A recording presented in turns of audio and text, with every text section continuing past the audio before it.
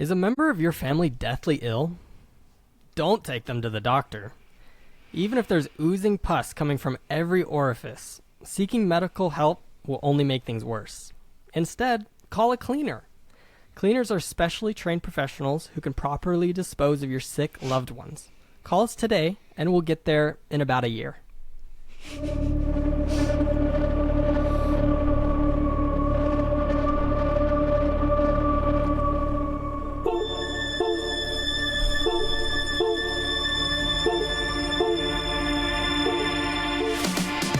Is this a metal thing? Yes. Taste. David, what is this? Pretty thick. Great. I have to kill a lot of people. Just tell me what you want me to fuck. I have big tits and a tiny vagina. Oil me up, Daddy. I can't believe that Bryce prefers big tits. Mistletoe alert. This is back country. This guy was a real jerk. How long can Hugo be pregnant? Chomp, chomp, chomp, chomp. Oh, you're such a dick, David. Okay, everybody, put on your corpse handling gloves. Ew. Hoodie Picasso. Horror. Welcome, everybody, to Horror Movie Talk. And before we get into the episode, I'm going to make a special announcement as the OG Horror Movie Talk host. The search is over, and you're seeing the results of our short but intense search for new co-hosts. That's right, we're installing Max Allen and Sydney Lee as the permanent co-hosts of Horror Movie Talk along with me. My name's Bryce Hanson. I just wanted to say, there was a reason why I chose Max to kind of be the first audition, because he's been helping out with us a lot for the last couple of years. You know, even one of our intros he produced for us. And so, it's kind of a no-brainer. He's already been involved and has done co-hosting stuff, and I think our episodes worked out really good. And Sydney is a breath of fresh air. She's been a longtime fan, and the common thing between them is that they're very excited to contribute and to get involved, and excited about voicing their opinions and having opinionated takes on horror movies, as well as just being passionate about the brand of Horror Movie Talk. So it's a real good fit. It's a little different since there's going to be three of us. A little bit more of the morning zoo feel, maybe. I'll get the Looney Tunes sound effects going. But no, I think it's going to work out great having three of us. The episodes that we did, that I did separately with Max and Sydney, and then the ones that we did together, which was an idea that I had, worked out really well. We got a lot of really good feedback. So I'm hoping that all the listeners of Horror Movie Talk will support us, and will listen to the upcoming episodes. Sure, there will be a little bit of getting our sea legs and getting it gelled, but I'm really confident that we're going to make Horror Movie Talk great again, just like my hat says, and everything that goes along with it, we're going to integrate into Horror Movie Talk.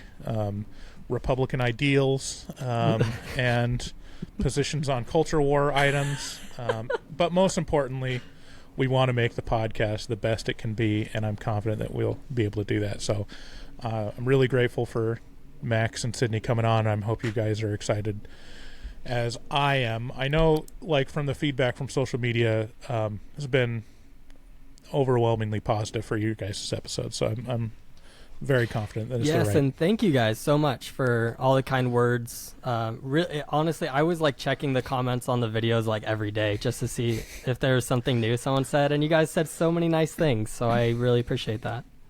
Yeah, I want to say thank you too. It was really great going on the Facebook group and all the videos and stuff, and seeing that people enjoyed me and enjoyed Max. It's really refreshing and awesome. Yeah, and it's also an indicator that you guys have what it takes to be Horror Movie Talk hosts, because you have a lot of vanity. So that's what's most important. Yeah. Checking those comments, getting personally hurt or, elevated from them. Do they li- like me? Making new accounts so I can comment on my own videos. and, Yeah. Perfect. No, All right, and I- so Burners. yeah, I just wanted to make that announcement. I think all the episodes from now on are going to be us. And yeah, I'm excited. Hope you guys are excited. We're going to make Horror Movie Talk great again. Woo! And we're going to do it as a team. And now that I'm not auditioning, I don't have to try as hard, which is Yeah. a huge weight off my shoulders. It's great. It's Yeah. great. All right. Well, this is my episode, so I guess Bryce has been talking a little too long here. I should take over. Welcome to Horror Movie Talk. I'm Max Allen, the sweet, lovable baby boy. And with me is Sydney Lee, the bright-spirited voice of reason. Oh, yeah, and Bryce is here, too. No, of course I'm joking. Bryce Hansen, our fearless leader and HMT veteran. That's right, folks. There's 3 of us now, and one of us is a woman. So your Apple reviews about Bryce are null and void. Yes, I was sir. actually wondering if it would start swinging the other way now, if now we're going to get actual misogynists in the reviews being like, oh, they have a woman on there now? Ew. What the heck? Gross. Ew. You have a vagina. Your opinions are invalid. Yeah. But true. on this show, we review horror movies and nothing else. New theatrical releases always get priority, but we also review older horror movies, both good and horrible. Was that okay, Bryce? Was You that guys are good. You guys are doing good. Yeah. Okay. Good, because I heard some complaining on the last episode. I did. I was did, complaining. yeah. No one. It's written out. It's written out. You guys just don't say it right. But you guys have got it now. Properly trained to be hosts. And now, since our movie today comes from Argentina, hola y bienvenidos a Horror Movie Talk. Soy Max Allen, el doce y adorable bebé.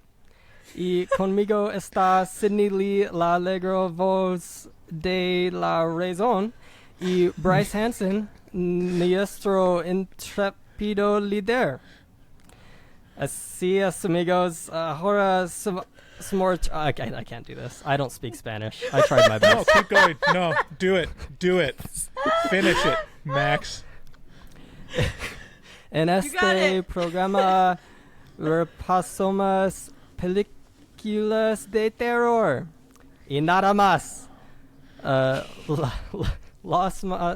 Los nuevos estrenos en cine. This is getting harder. Why is it getting harder? Just do it. Do it. You're En doing cines great.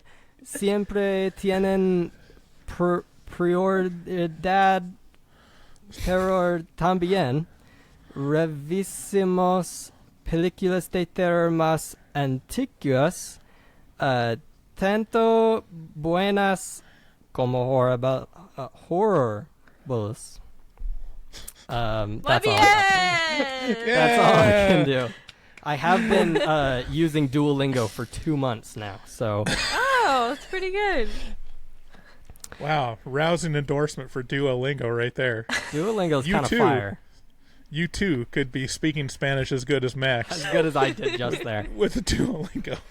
I will say the sentences, that's all good, but the pronunciation I know. needs work. But you did great. I know. I mean, that's pretty solid for someone from, growing up in Provo or wherever you're originally Utah. from. That's That is my pretty good. special Actually, that's skill. not- I can speak That's Spanish. actually not true. Actually, Mormon former missionaries are actually very good at speaking Spanish. So, I mean, That's true. Unfortunately, I was sent English speaking, which means that I wasn't as Yeah. valiant. yeah. But make Is that sure what that means? I guess make it sure checks you- out.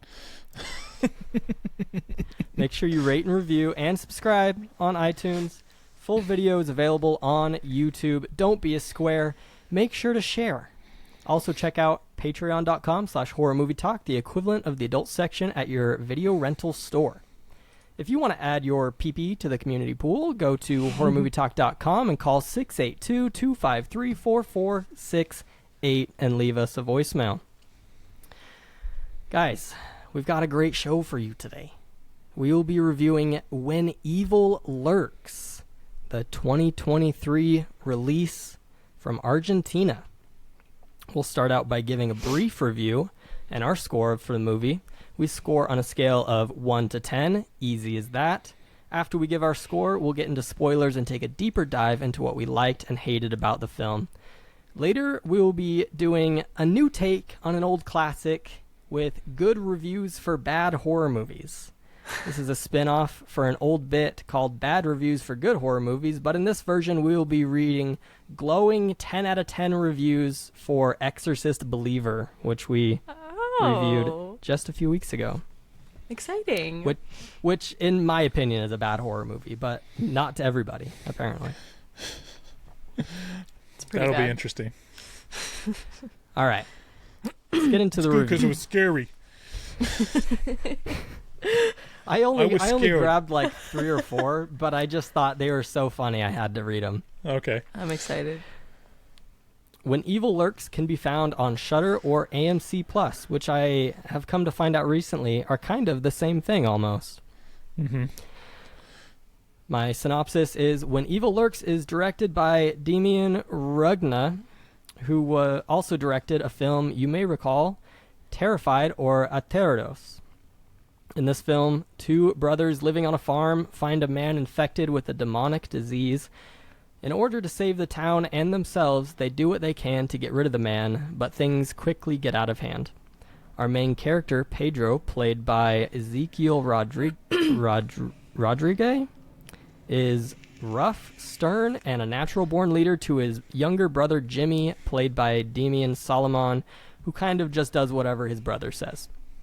The film gives a nuanced take on possession, and while I think Terrified was scarier, this has a better story. When I've still never Evil seen Lurks Terrified. Sorry. Oh, no. I've never seen it. You should see that, actually. It's Yeah, that's a good I one. think the story's pretty loose, but it's scary. Well, this Yeah. movie scared the absolute shit out of me. And I was shocked because I don't really get I've seen so many horror movies that I don't really get, like, really scared. But I was alone in my house. I had to call my fucking sister at the end. I was like, I am so scared right now. You just be on the phone with me until someone comes home. Like, and then my roommate came home and I was like, okay, we're good. Like, we're good. Oh my God, I was so scared. Wow. That's some pretty high praise already. Mm-hmm. My review of When Evil Lurks is When Evil Lurks is heavy and doesn't pull any punches, the violence is brutal and shocking, and the makeup on the possessed people makes them look truly disgusting.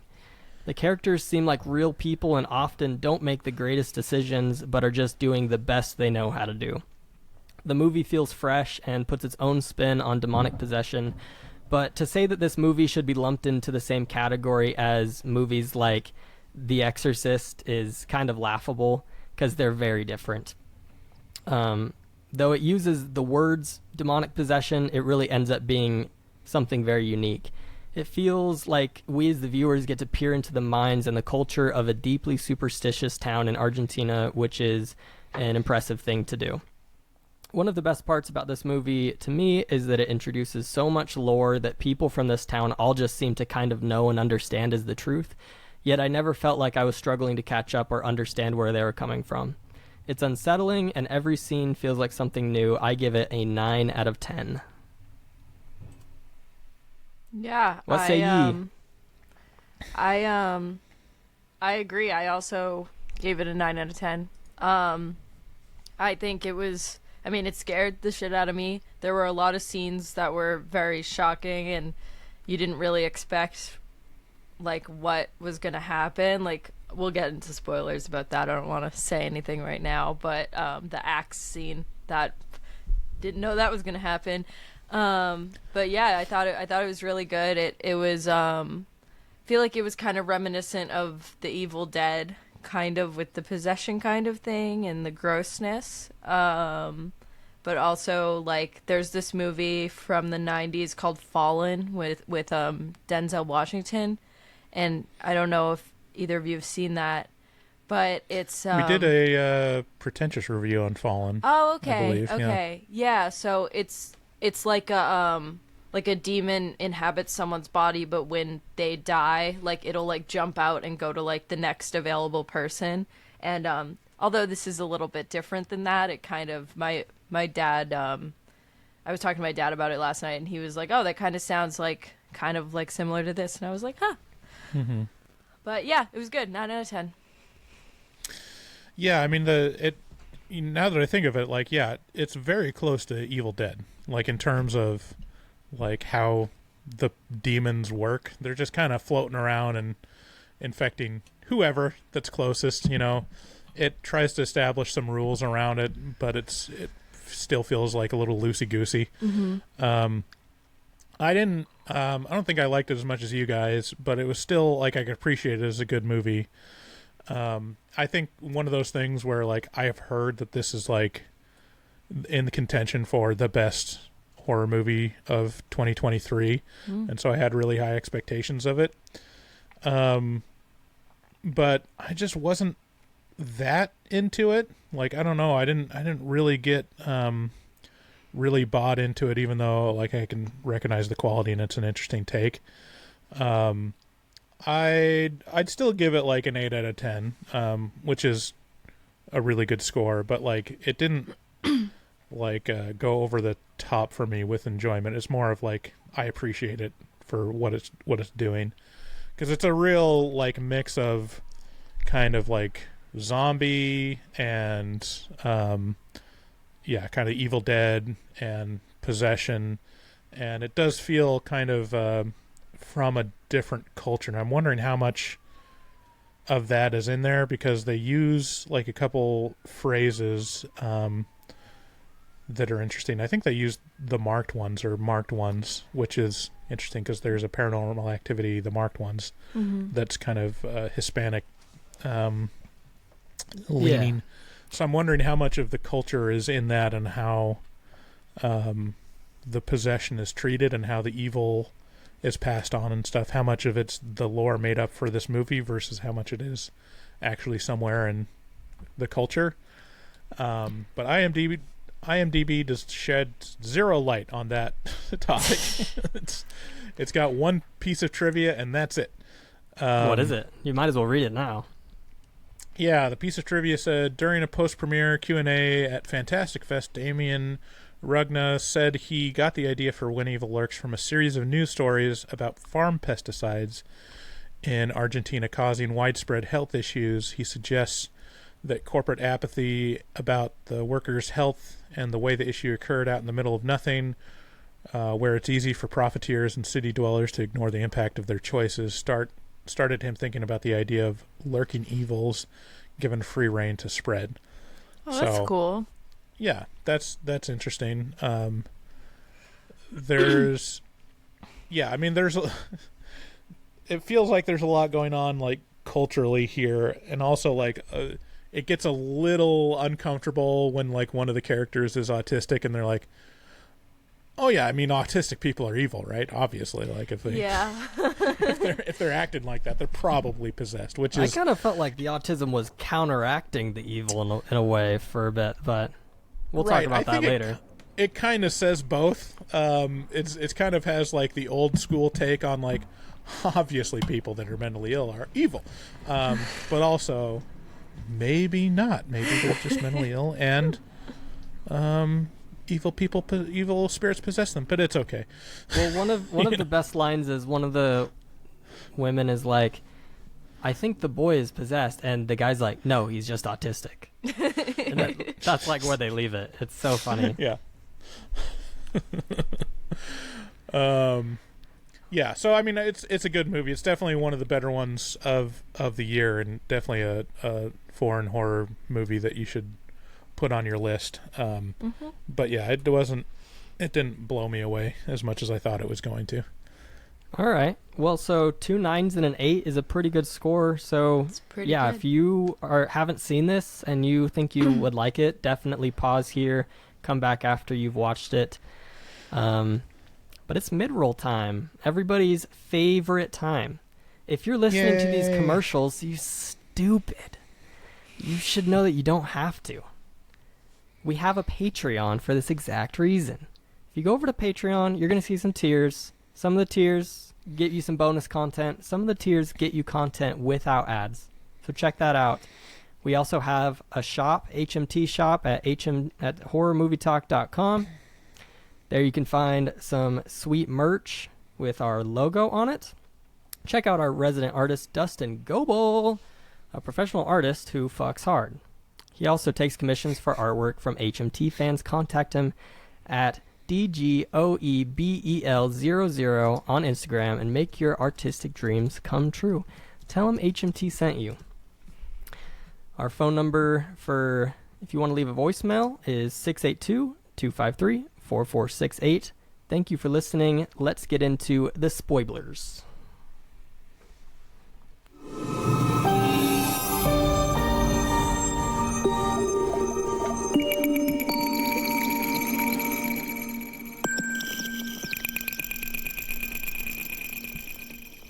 All right, so this movie starts out with Pedro and Jimmy, the brothers, in their farmhouse at night, and they hear gunshots in the nearby forest. So they kind of go out to investigate at night, but they decide that the morning will be better.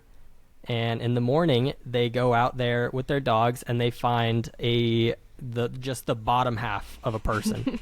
He's just been completely torn in half, and he's got stuff strewn everywhere. These like weird looking tools, and he also had like a map to one of their neighbors' houses with a picture of their neighbor on it. So they decided to go over there. How was the beginning for you guys? What were you feeling? I thought it was like fucking lightning when I saw the gunshots. I was like, why is it so bright? I was like, holy shit. And it was like right there too, and they were like, we'll check it out later. So like I'm like everyone has a gun in this movie, and they live in a very rural area, so I guess it wouldn't be super strange to like hear a gunshot. So that's probably why they didn't investigate right away. But I feel like when they found the guy, they were like, damn, the Ruiz must have killed him or something. That's crazy. Like they were just like, yeah. You know, to be honest, if I heard gunshots like close to my house, my first instinct wouldn't be, let's go run out into the dark with our own guns and find them. Like, to be honest, I'd probably just hole up and look through the window. Yeah. so that makes sense. But yeah, I mean, it's a really good start. Like it establishes, like, you know, kind of the dread of being out in the boonies, and people out in rural areas have guns and they use them, which can be, you know, very utilitarian, but also they'll threaten you with guns very easily. Have I talked about like our experiences driving in Oregon and stopping by the side of the road? I don't think so. Rural people are crazy, and they are like literally like old prospector level protective over their land, because we'd be driving back from the coast and literally just stopping on the shoulder of the road to have one of the kids like throw up or our dog go pee, like on separate occasions, and literally like people would run out from their houses with shotguns and be like, move along, motherfucker. Oh my god. And it's like, whoa. It's like it's crazy, because literally like there is an easement on the side of the road for stuff, and it's like, right, it's just confusing. Like, what are you imagining people are doing stopping, other than just like taking a piss or puking? We're like setting up Calm cameras down. Steal on your all your property. gems. Yeah, like, It's what so the fuck? crazy. Like, they're like, oh, those people are going to take our water rights, aren't they? Better get the shotgun out. It's crazy. Like, it's a different world. So like, that's one of the things about, you know, America that I don't think people appreciate, is like, it is a different world in different areas. You know? Yeah, it really is. But yeah, I mean, it's nice that it holds true in other countries too, that people out in the rural areas are also crazy people with guns. Yeah, so after they find that map and that picture, they go over to their neighbor's house, and they knock on the door, and basically, you know, they're like, hey, we saw a dead guy out there. He had your picture. Were you expecting somebody? And she's like, oh yeah, we were expecting a cleaner to come and kill my son. And they're like, and then you're like, what the fuck? Yeah, it's like very confusing without the lore that we haven't gotten yet. And she's like, oh no, I'll explain. Come here. You'll see. He's disgusting. And so they go into the room, and yeah, I mean, this man is just oozing blood and pus from everywhere. Yeah. He's just so disgusting looking, and they call him. It's the gluttony guy from Seven. Yes. Yeah. Yes. Well, he's still alive. Yep. Yeah, and he, you know, he's too big to move, and they call him the Rotten, which is, I guess, in their part of the world, another name for like a possessed person. Yeah, it's interesting. Like, again, I don't have the context of the culture, so I don't know how much of this is like shared context versus how much of it is like the movie just not telling you enough. Because in this world, everyone understands what's going on. It's like, oh, okay, this rotten like corpse, vomitous mass guy. He's just possessed with an evil spirit, obviously, and we got to get rid of him, or else the evil spirit will infect us all. So don't touch him. And so they're like, all know all these rules around what's happening to this guy, other than like, wow, he looks like a walking corpse pussball, and that's disturbing. They're like, nope, this is literally a demon possessed with him, and we got to get him out of here before it infects us all. Yeah, there's a lot of rules sprinkled into the movie throughout, and what I like about the rules are, like, they're not, like, definitive. They're more just, like, things people heard one time. Like, oh, I heard that around the possessed you're not supposed to do X, Y, and Z. And, like, everyone kind of has their own rules, but they kind of, like, connect. And eventually some of them become more, you know, important than others. But yeah, one of the big ones is you can't kill them. You have to have special people with special tools come and kill them. Well, specifically, don't kill them with guns for some reason. Guns are very bad. Yeah, they love guns for some reason, and that helps them. But bashing their head in with an axe or a blunt object, like, that's not as bad. Which, by the way, has no effect whatsoever anyway. So, if I was an evil entity that could die, I would spread rumors all over. Like, no, you are not supposed to kill these types of creatures. Right. Like, it's really bad. Like, just let them do whatever they want. It's pretty genius. And they obviously lie a lot. Like, that's a whole thing. Is like, I mean, that's a common theme with demon movies, anyways. Is that like demons are tricksters, but there's a lot of lying happening from people that are rotten in this movie, and like some people believe it because sometimes you don't even know that this person is rotten when you're talking to them, and then, you know, bad stuff happens. The strongest thing that we're given to like hold on to or to grasp about the lore is they're driving in the car, and then the grandma just like lays out like, here are the 7 rules. Here are the 7 habits of highly successful alive people. And like she outlines like the rules, which we've heard 1 or 2 of them before, but we haven't heard all of them. So like that's the most like that we're given. But no but one then follows other stuff them. they just never. Yeah, no one follows them at all. Like, no electric lights. Okay, let's turn on all the electric lights. And we'll drive in a car at night and only shut off the lights sometimes. Not a single person goes out and gets their Coleman lantern, or you know, some candles. Like, nope. It's just so much easier to use the flashlight.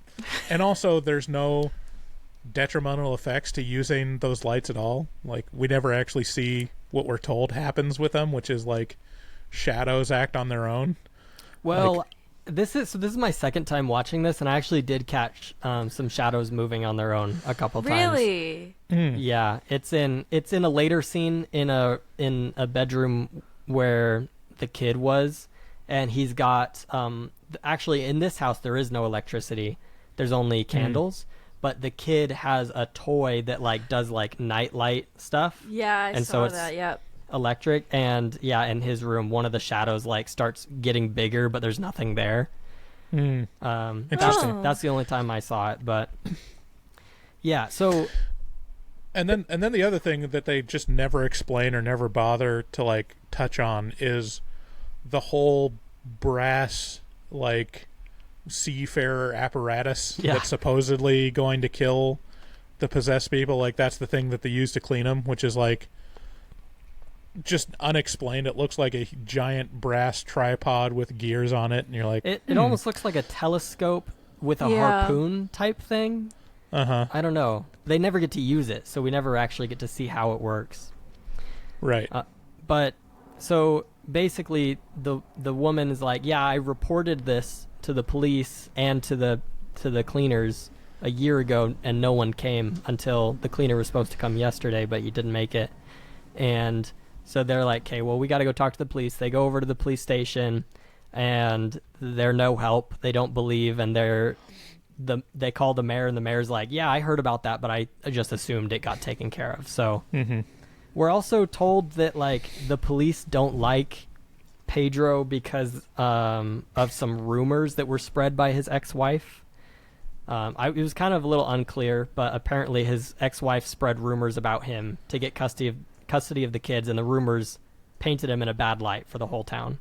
Yeah, she has a restraining order on him. She reveals that when he goes to her house, and she was like, "You're violating the restraining order." And also, he runs into the cop in that same instance, and he's like, "You're not supposed to be here, man. Like, what are you doing?"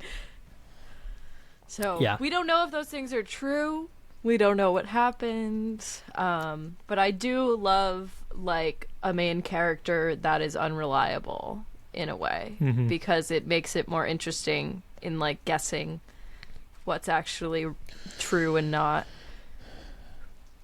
Yeah, I mean, if Argentina is anything like Mexican culture, it's very much more machismo. So like the context of like, oh yeah, this woman is just cheating constantly and spreading rumors about him, and like the guy's just good, you know. That's true. That makes sense. Like you know, these women, they're the evil ones, you know. That makes sense, even though, you know, the opposite is usually true. Nobody really believes women in this movie. No one listens to any of the women in this movie, and that, I think, is very detrimental to the main characters. That is one of the things I turned to my wife, like, at the very end of the movie, like, when everything really goes bad. It's like, #believe women. And, you know. Exactly. Yeah, so the cops don't believe him, so they go to their other neighbor's house, Ruiz, and they talk to him about it, and he's eating dinner later, and then he's like, no, I can't, this can't stand. There can't be a rotten in my town. And so he drives over there, kicks down the door, and points a shotgun to the diseased guy, but they just keep telling him, you cannot shoot him. If you shoot him, it'll be so bad. So he eventually goes home, and then the next day is when we get the I believe it's when we get the goat scene. Well, the thing was it's pretty soon after. I think they transport the body, and then the goat scene happens. Oh, okay. Yeah. So Uriel, the rotten guy, he kind of curses Ruiz. He's like, because he's like, kill me, like, do it right now, like, and then your unborn child will be cursed, and so will you and your wife, and you'll never have a moment of happiness again. And he's like, fuck, we gotta get him out of here. I can't kill him, but we gotta get him out of here. Like, I got a baby on the way, man. Like, that's fuck. So then they just, they pick him up. He falls through the fucking blanket. Oh, it's so nasty. Which is also a very rural thing to do. Is like, oh, you have a giant like piece of trash, or like, you know, unwanted objects. Like, the answer is go to somewhere else more remote and dump it on someone else's property, you know? Fuck it. Just, that's like, you don't go to the dump, you don't pay for like the couch pickup fee, you know, for waste management to come out. Like, you just go find someone else's land and dump it at the end of the road. Kind of genius. Yeah. Great move. And so that's what they do with Uriel. They put him in the back of a pickup truck, and they drive like 300 kilometers or something like that. I think that's what they said. And they're like, well, we should probably go like 100 more just to be safe. But right when they say that, they almost hit a kid on a bicycle going to school, and they do a huge swerve, and they get back on the road safe. No one was hit. And it's only miles later that they realize that Uriel probably fell out of the truck during that swerve, because he wasn't there when they stopped the truck later. Which doesn't quite make sense, because don't we see the kid in the rearview mirror as they're passing him, and we don't see a bloated corpse like immediately after him?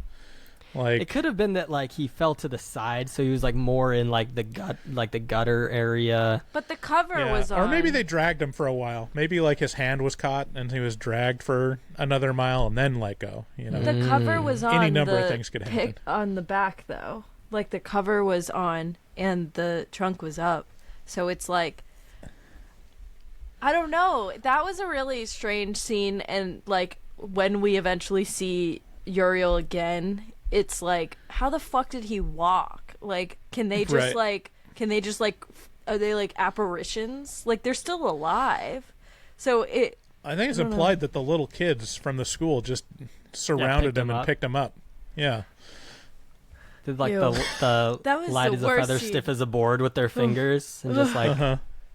I can't stand, like, they had one of the reasons why this movie scared me so much was that they did not hold back with the children, and that is so scary to me, because like creepy kids, that is so fucking scary. Like, oh my god. I also love like the cultural thing where it's like, oh yeah, children are evil. Like that was just like yeah, it was like evil loves children, and obviously we all know and understand children are also evil, so it just goes hand in hand. Like, so good. Yeah, that was great. There were a lot of good lines in this movie. And honestly, I think we need more of that in American culture, just accepting that children are evil. Because if you have kids, you start to understand, like, oh, children are innately evil, and you have to train that out of them to not, be a ball of hate, How's that going, Bryce? Are you training your kids not to be a ball of hate? We're making progress. It's going to be all right. I don't think every one of my kids is going to be a psychopath, but, we're working on the ratio at this point. That's all that matters. Yeah, so they decide, you know what, wherever he fell out, it was far enough. We're going home. They go home, and the next day, Reese's goat is just apparently acting weird, but to me it looked just like a regular goat. In fact, I couldn't tell which goat they were talking about at first. We just come into the scene, and his wife is like, that one. And we're like, okay, just looks like a goat. And then he shoots the shotgun in the air, and all the goats run except for one. You're like, okay, well, she's got a point there. That is probably the one. I like that the goat was suicidal too. It like walked up to the gun and put its head to the muzzle. Yeah. What if it had nothing to do with the possession? It was just a suicidal goat. It was just He's a really like, sad I can't goat. stand living on this farm anymore, man. Just kill me. Yeah, but this scene is brutal because his wife is just begging him, "Do not shoot the goat. You'll condemn us all. Like we're gonna have a baby. Please don't do this." And then the goat just like yells out a bleat, and he immediately shoots out of like fear. And like a split second later, his wife just comes swinging down with an axe straight to his face, killing him immediately. And then proceeds to do the same thing to herself. Just kneels down and just bop, bop, thunk, thunk, thunk. Oh my god. Once we got to that scene, I was like, okay, so we're in it. We're in for a fucking treat. Like, this is insane. Like, I went on Reddit about this movie, and I just wanted to like, not that I didn't understand anything, I just wanted to see what other people were saying, and someone was saying that he probably didn't even mean to shoot the goat, like the goat bleeding was like something like the demon influencing him. And then, so I thought that was pretty cool because I also was like, you got scared of the fucking goat like yelling at you, but no, it was. I'd get scared of a goat yelling at me, dude. Those Yeah, I things get guess loud. so. Yeah, goats bleeding is jarring. Yeah, that is. They're just like sitting there and then. That's actually really good. That sounded really good. That's my impression of a goat.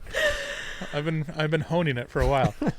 Yeah, like it's, at this point, my wife has noped out. She's like, nope, I'm done. I'm surprised she made it that far. That was a.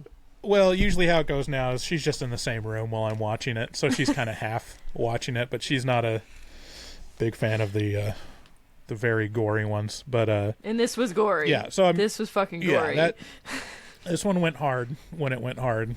And I mean, it's basically the poster of the movie too. Is the girl with the woman with the axe to her head, which is pretty strong imagery. Mm-hmm. Yeah. So that night, Uriel, the possessed guy's younger brother, shows up at Pedro's house and kind of gives him the rundown. He's like, Ruiz is dead. His wife is dead. I can't find my mom. Can I stay here? And begrudgingly, they let him sleep like in the like shed or something for one night. But then he's got to go the next day because the next day they're planning on leaving. They're not staying. So they leave to go pick up Pedro's two sons.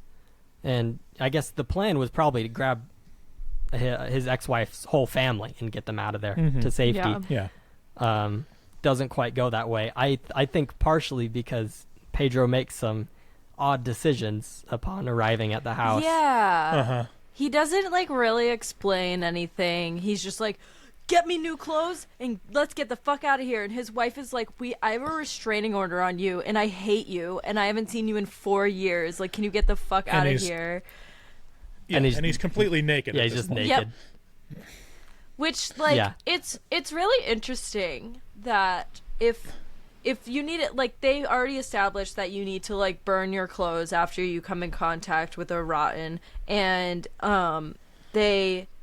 but Pedro somehow never becomes rotten, spoiler, but he was wearing those clothes, he takes them off, the dog goes and sniffs the clothes, and then the dog is like, it just keeps the camera keeps focusing in on the dog and you're like, fuck. But like, that was confusing to me, and that's why the rules are really sticky, because it's like, well, then how the fuck is Pedro fine but the dog immediately? Well, one of the rules is first the animals go crazy, then the dead go crazy, then people go crazy. Oh, yeah. right, was kind of right. the order of it. Yeah. See, here's the thing, like, it's also confusing because one of the rules is you don't kill the rotten person or else that releases the demon. But Uriel is never killed. Like, he's still alive, right? So why is the demon everywhere? Like, Because it seems more like does an it actually infection, matter? like it's spreading. Yeah. So it's both. Yeah. So it's an infection, but if he dies, then it spreads, but also it's going to spread anyways. Well, Uriel is like ground zero. He holds like the what is her name, Mirta or something? She said that Uriel holds like the birth of the new like thing, and so that Uriel's pregnant. The physical manifestation. Yes. Okay. So that's why he was technically killed at the end. So the spirit, and that's the other thing, is like, it seems like the spirit is all over the place, but it's still just one demon, because they say one of the rules is you're not supposed to name the demon. You know. And then the grandma says a bunch that, of demon names. Right, yeah. They're like, no, don't. But that's such a grandma thing to do. That's so funny. Right. Yeah. She was funny. Yeah, it could be Baphomet, it could be Lucifer. Yeah, I mean, a lot of the the rules are a little confusing, and I don't think it really matters. I think the goal is to make you very uneasy and just use whoever's at hand to be possessed and controlling people. How much did you see the dog bite coming? I knew it was going to happen. I knew it was going to happen. It makes it pretty clear that it's going to... It keeps zooming in on him, and, like, I don't know, the music gets really ominous, and he's, like, getting too close to the children, and the dog is just massive. So the girl is, like, doing, like, a maypole around the giant dog, and you're like... I mean, it definitely caught my wife off guard. She was like, "Wah!" So, I mean, I was just waiting for it to happen. This scene is actually, it was really hard for me to watch because I have 2 dogs, and they're just the sweetest little baby boys. I mean, they couldn't be any kinder, except for when they are around strangers. They hate strangers so much. And so my biggest fear is that one day they're going to bite a stranger, and I'm going to have to put them down. Like, that would be the worst thing that could happen. And so, like... That's really scary to, like, see a family dog absolutely mauling a child. Like, that was dark. Mauling. Like, he fucking was ripping her like a rag doll, and then sprints out of the house with her. And then, did someone say to not, like, follow... Like, Pedro was telling the stepdad to not follow it or something? He was like, you're not gonna, like... the little girl won't be there, like don't go get the dog. But then he went and got the dog anyways, and then Pedro keeps helping him look for it. But then it was just a very chaotic scene. Like, so many things were happening at once, because then he runs into the cops again, and then it's like, and then he sees the stepdad and the dog's been shot, and he's like, fuck, he's like, we gotta get the fuck out of here. Yeah, that was, like, really chaotic, and again, like, I couldn't really follow all the rules, or, like, it feels like everyone else knows what's going on and what the rules are without it being stated, and the audience doesn't. I don't know how intentional that is, or how much of that is, I think it's cultural. kind of good that way, though, because, like, I think putting forth rules, but then kind of having the rules be loosey-goosey makes it seem more like these are just oral traditions. No one really knows what's going on. Like, it's pretty cool. Some of these might work, some of them might not. We don't know. Yeah. And then the girl is basically returned and doesn't have a scratch on her at all, which is confusing because we just saw her face get ripped off like a couple minutes ago. But also that's pretty disturbing. And then she foretells the death of her mother, which is another disturbing scene where the stepfather, like, steps on the gas and rams her. Erin turned to me and she's like, I heard her pop. Oh. Oh, God. So yeah, it's really, really disturbing stuff. And Pedro makes his getaway with his sons, one of which is autistic. Severely autistic, too. Not just, like, quirky. Like, he can't talk, not and he like can't... Big Bang Theory autistic. Like, real autistic. Yeah. You know. He, like, has a diaper, I'm pretty sure. Yeah. And they also go to pick up Pedro and Jimmy's mom, who is, like, a believer in the supernatural, but also she's like, that could never happen here. And so she's, like, just joking around with them, being like, no, you guys got scared. You got spooked. It's fine. And she gives more lore. She kind of, you know, is messing with them in a way, like, by saying all the demon names. But eventually Jimmy was like, I actually know someone who's dealt with stuff like this. Let's go to her house. She'll help us. They go there. Her name is Mirta, who I believe was a old teacher of Jimmy, who maybe had sex with him. It's kind of like the that was implied. Undertone is like, oh yeah, the teacher that you fucked, high five, yeah, awesome. Not anything about, you know, being molested or or you know, statutorily raped when you're a kid. It was odd, and the only thing he she's says their about it was grandma's like, age, so yeah, Right. she's old, and the only thing he has to say about it was, look, she was a lot younger back then, so Right. He's like more making excuses for why he fucked her. And Yeah. Not, you know, saying like, oh, that was a bad thing. It's like, hey, man, she was a lot harder back in the day. You got to take my. You got to trust me on this. Yeah, and that was Jimmy's like pretty young. He's younger than Pedro, and I would say he was in his 30s or maybe even late 20s. So like, we're thinking very strange things at this point. Like, Yeah. yeah.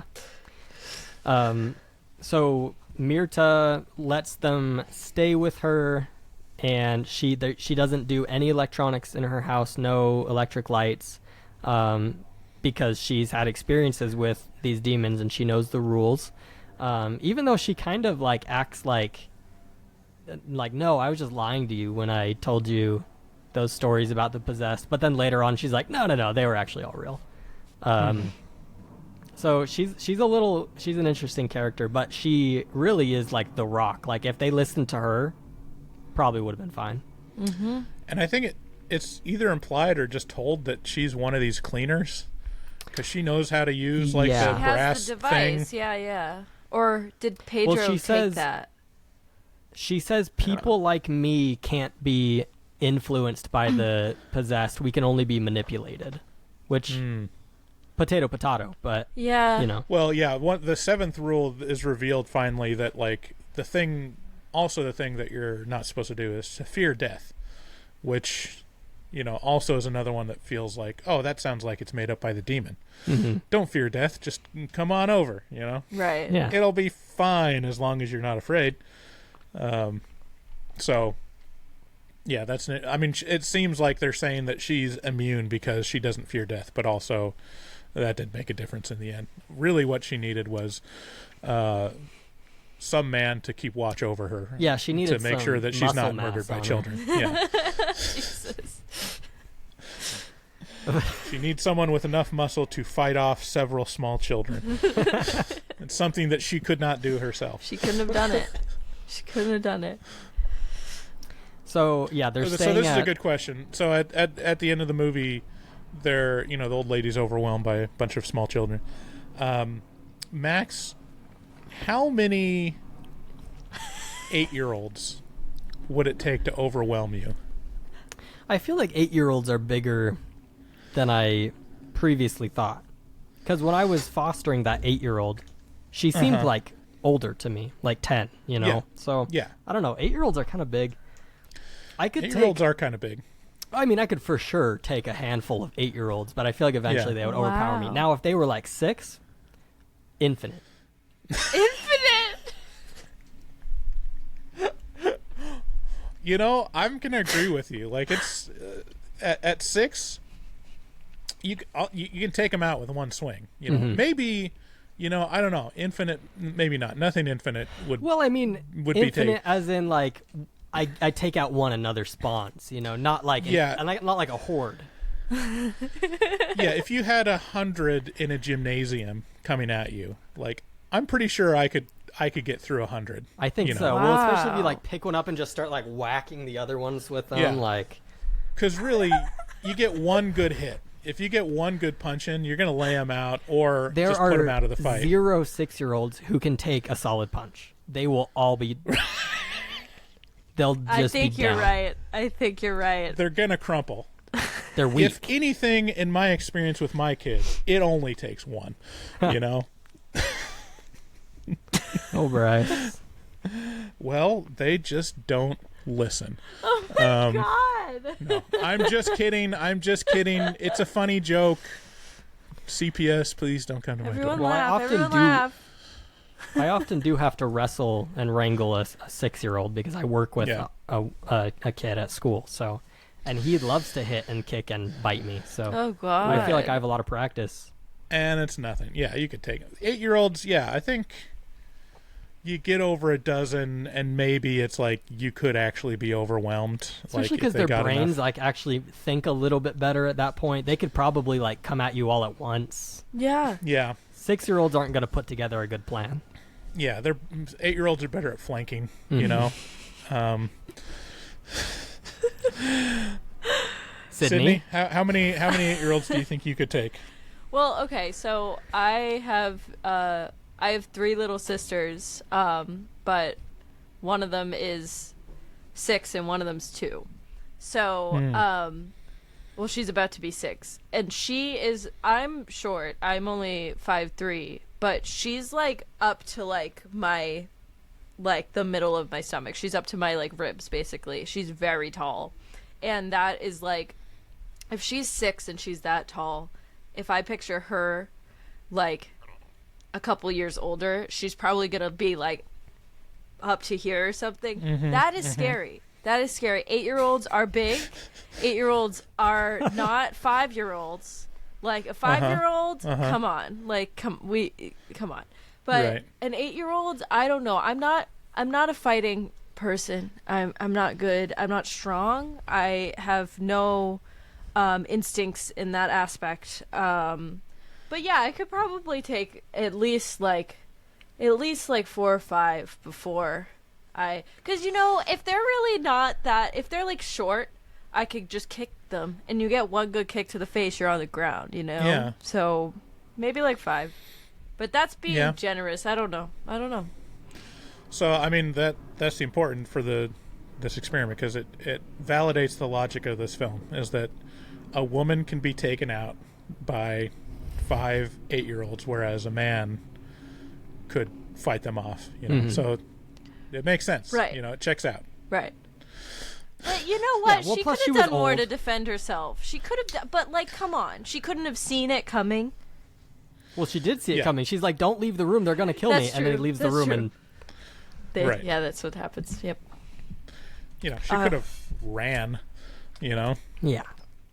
I was Well, so we're fucking skipping mad ahead. at Pedro, but yeah, let's let's try to breeze through some of this. So, a few plot points. They're staying at Mirta's house, and during the night, Sabrina, Pedro's ex-wife, sneaks in through the window and steals the younger child. And so they're all freaking out. They're going to look for the child, but they can't find him. And so they decide the only thing we can do is find Uriel and kill him the right way so that this all stops. And then maybe, the kid will be okay. That's their best plan.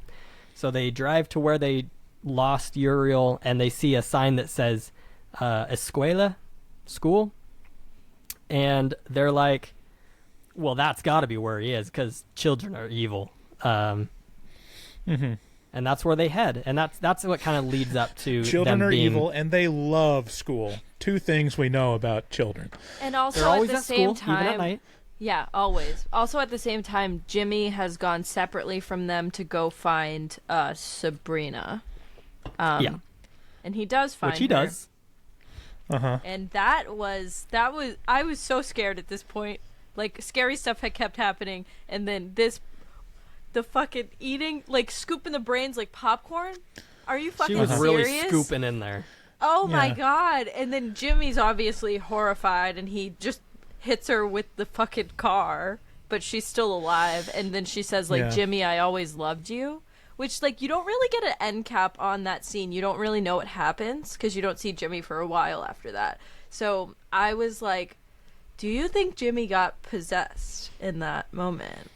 I don't know. So that's like the B plot. The A plot is them at the school. The C plot is grandma with the autistic son, and the autistic son gets possessed, and his autism is cured, Yep. which is kind of a plus. It's kind of awesome. Yeah, they play all sides. They say, like, oh, he's autistic, therefore he's probably possessed. But also, then they say he's autistic, and that confuses demons that are possessing him. That's why he does all that weird stuff with his hands. And then also, it also cures autism. So, we're all over the place with the internal logic of this movie Yeah. when it comes to demon possession and autism. But it was scary as not- hell for him to be like, grandmother, I'm a bit nippy. Can you please make me a cup of hot tea? And she's like, shit. Like, Fuck. Yeah, because he wouldn't get out of the car. That was the whole thing. So they were like, oh, she'll probably be fine with him here because they didn't believe that he was possessed, even though Myrta was like, he's possessed. Like, guys, come on. And they were like, fuck it. Then he gets out of the car, and that's when everyone's like, oh, shit. But yeah, the school scene is fucked up. Like, it's just from start to finish. Back to the school. Back at the school, Pedro's just beating the children, asking them where Uriel is. Absolutely just pummeling them in the face. Bodying these children. Yeah.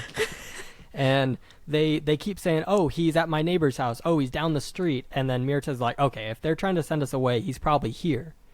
So after a little bit of looking, they find a trail of, was it lye? Lime. Was that what it was? Lime? Or lime, I think. Lime? Is that what it's called?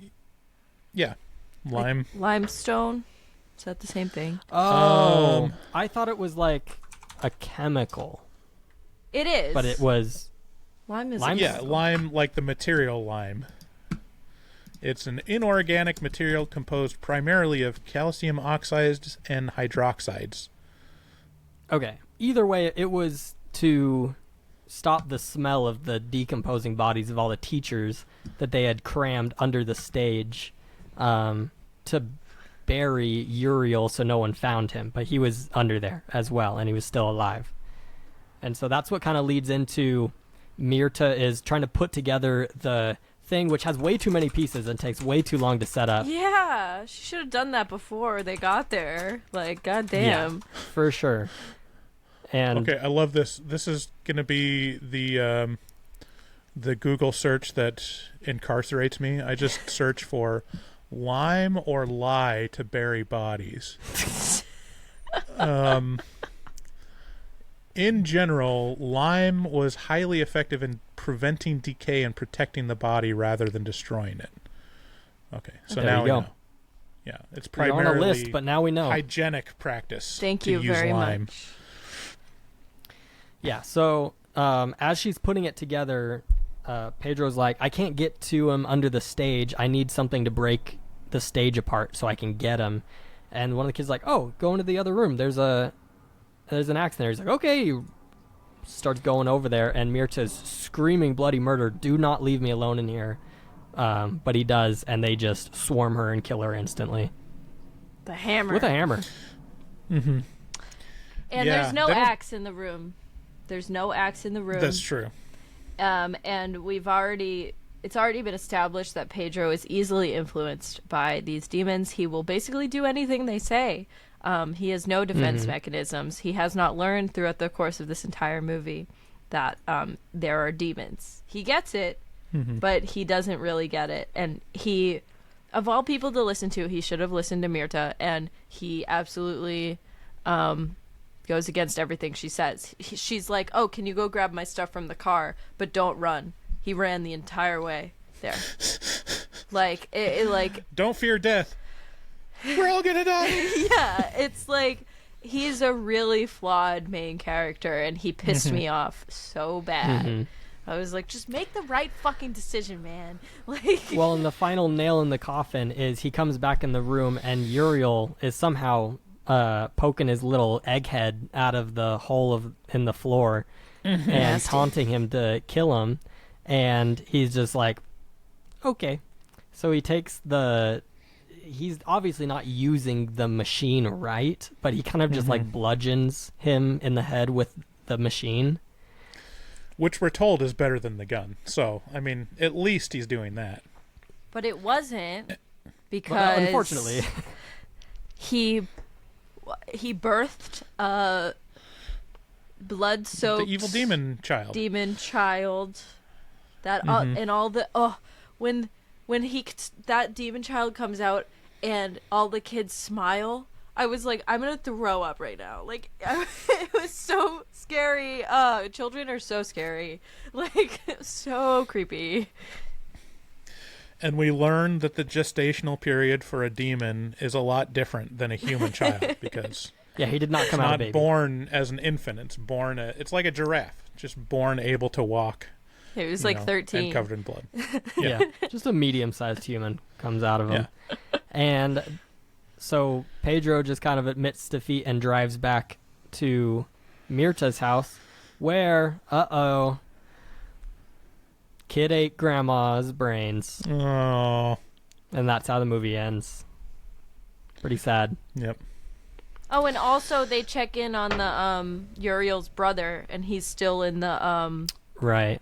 He's still in the like barn or whatever, and he's like, "Oh, by the way, guys, I killed that guy in the forest at the beginning of the movie. I did that because the voice in my head told me to, and I'm possessed." And Pedro's like, "Jesus fucking Christ!" And then, yeah, Jer ate grandma, and then there's gross hair. There's gross hair coming out of Jer's fucking mouth. It's all really gross. No. It's a very gross movie. That's 2 movies in a row with gross hair that we've watched. Yeah. I Ugh. mean, it preys on your inherent fear of unclogging a drain for a woman. It's disgusting. That is the most terrifying thing. It's disgusting. Getting that drain zipper and pulling out like a 3-foot long string of black hair and soap.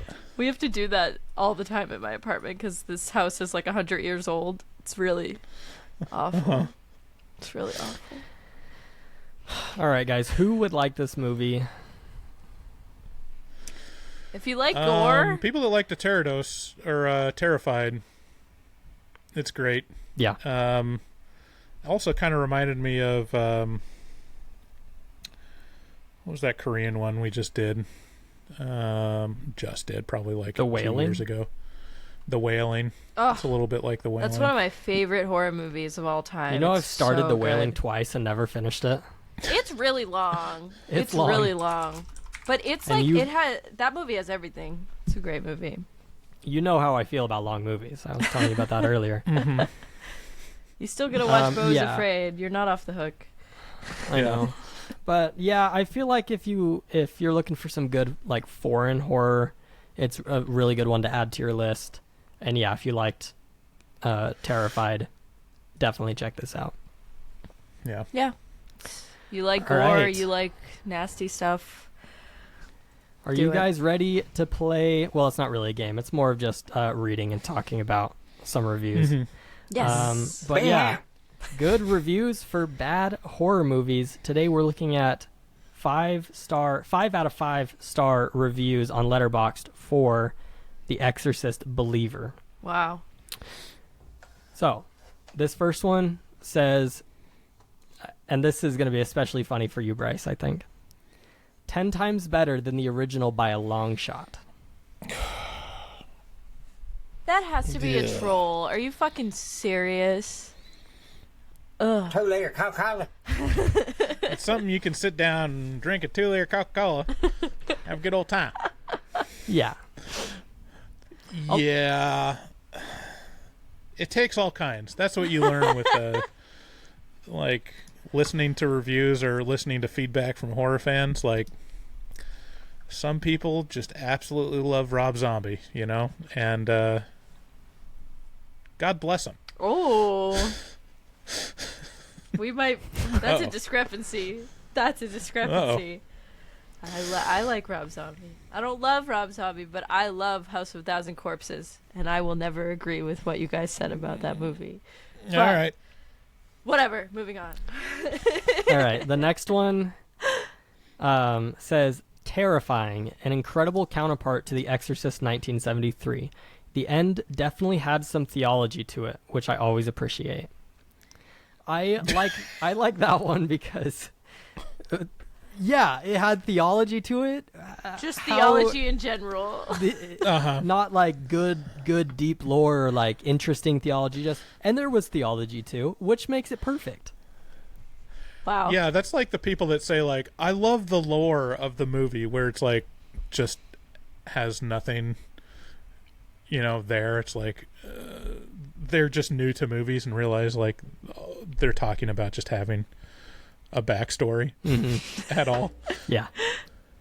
First time watching a All movie, right. guys. We got, this one is just funny. This actually isn't a bad review. It was a 5 out of 5 star review, but it said, arguably the worst movie I've ever seen, but also a good date. So we went on a good date. Yeah. There you go. Well, that's Yeah. good. Yeah. We also have On the Third Day Jesus Rose, and on the third time I watched this movie, it rose above my expectations again. So this person watched the movie 3 times, and every time it got better. And it only got better. Wow. Maybe that's the key. Do you think you'll ever watch Exorcist Believer again? No. Will you ever watch it one more time? No. No. Definitely not. There's no rewatchability in that movie at all. Waste of time. All right, this is the last one, but it's a little long. It says, The Exorcist Believer is changing the game on how horror movies are viewed in today's world of horror movies. Though I haven't watched the movie... Wait, hold on. Does it really say that? Though I haven't watched the movie, this movie somehow is displaying the best of what supernatural horror movies are meant to display. Wait, did they not watch the movie? I didn't even catch that when I copied this over. That's amazing. They keep saying a classic act of paranormality and demonic possession among 2 vulnerable young females who have been under the influence of a demon that they're attached to after... Okay, that's kind of a synopsis. Over the course of the movie, it puts you in the mood of experiencing some 70s aesthetic around the film itself, meaning that it functions just exactly like the first Exorcist movie that was released 50 years ago. What the fuck? Was that written by AI? Like, that doesn't make any sense. That one was wild. That one had a lot going on. They That's said they crazy. didn't see it and then proceeded to recount the entire movie. What? I love that it says it has a 70s aesthetic, which basically means that it functions the exact same as the original. Okay. I mean, both that's all false. I got. All right. Oh my god. Well, we've done it again.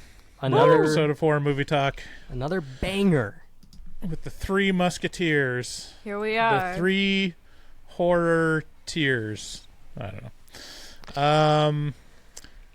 Take us out, Max. Alrighty, everybody. Thank you for listening. Make sure to go to our Patreon and horrormovietalk.com. Buy some stuff. Send us money. I'll probably give you my Venmo at some point, so you can just put it straight into my bank account. OnlyFans. OnlyFans for Bryce. We should each make an OnlyFans and see who can make the most money. I bet I know who.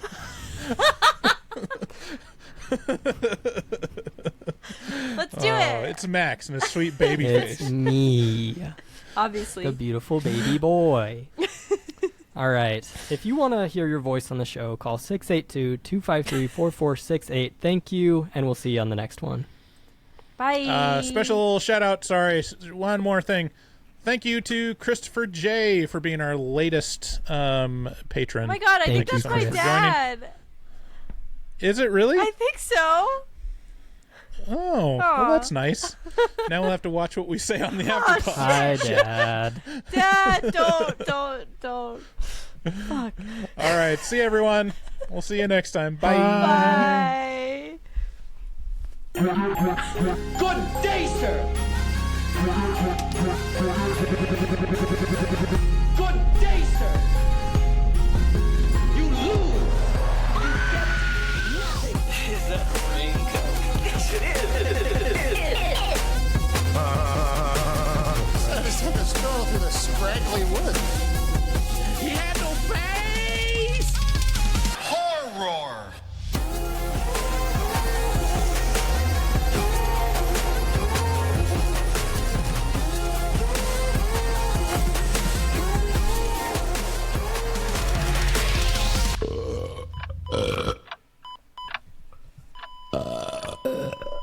Wow, that didn't sound good. Too late, cow.